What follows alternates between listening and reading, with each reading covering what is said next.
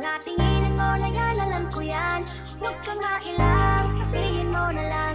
Baka pareho lang tayo ng nararamdaman. Di naman ako magkagalit, pwede kang lumapit. Pag-usapan natin ang masimulan. Di naman masamang namin may gusto ka ba sa'kin? Mas mabuti ng magkaliwanagan. Ay nako, ano ba yan girl? Yan ka na naman kasi puro ka pake, may halatado ka na. Mga tingin mo palang sakit, bastado ka na, kabisado kita. Pero ba't ngayon ibang iba ka? Panay ka iwas, di ka na sumasakay sa mga trip ko. Naiilang nawawala na rin dating kulit mo mismo. Di ko maintindihan